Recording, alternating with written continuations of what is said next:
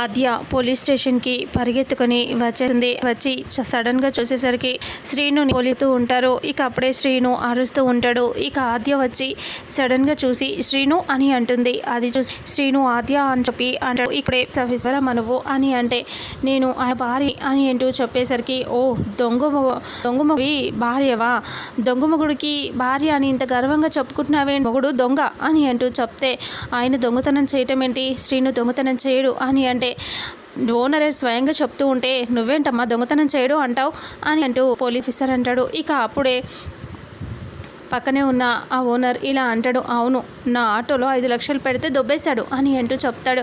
ఇక శ్రీను పక్క నుంచి ఇలా చూస్తూ బాధపడుతూ ఉంటాడు. ఆ ఓనర్ ఆటో దగ్గర ఉన్నప్పుడే ఇలా అంటూ ఉంటాడు, ఏయ్ నా ఆటోలో రాత్రి 5 లక్షలు పెట్టాను, ఆటో డబ్బులు శ్రీనుని అడుగుతాడు.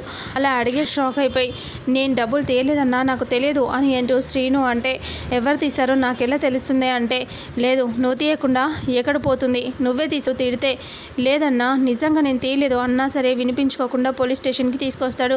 ఆ రకంగా జరిగిందమ్మా, నువ్వు తీయలేదంటావేంటి, వీడే తీశాడు అని చెప్తే అప్పుడే ఒక్కసారిగా శ్రీనుని చూస్తూ బాధపడుతూ ఆద్య ఇలా అంటుంది, శ్రీను నేను విడిపించుకుపోతాను అంటే ఆద్యతో అంటాడు శ్రీను, వద్దు నువ్వు ఇక్కడ నుంచి వెళ్ళిపో, మళ్ళీ నిన్ను కూడా ఈ కేసులో ఇరికిస్తారు వీళ్ళు, వెళ్ళు ఆద్య అని అంటూ శ్రీను అంటాడు. ఆద్య అంటుంది, నేను వెళ్తాను అంటే నేను తీసుకొనే వెళ్తాను కానీ నేను ఒంటరిగా వెళ్ళలేను, నేను తీసుకొని వెళ్తాను శ్రీను అని ఆద్య అంటుంది. అలా అనేసరికి శ్రీను ఎలా తీసుకెళ్తావు, నన్ను తీసుకెళ్ళలేవు అని అంటే నువ్వు నా మెళ్ళో కట్టిన ఈ తాళి ఉంది కదా శ్రీను, దాన్ని పెట్టి తీసుకెళ్తాను అని అంటూ ఆ రోజు నన్ను ఒక్కటిగా చేసుకోవటానికి ఇది నా మెళ్ళో కట్టావు, ఇప్పుడు నేను విడిపించుకోవటానికి దీన్ని నేను ఉపయోగించుకుంటాను, దీన్ని పెట్టి నేను తీసుకెళ్తాను శ్రీను అని అంటూ చెప్పేసరికి శ్రీను ఒక్కసారిగా షాకింగ్గా చూస్తూ ఉంటాడు.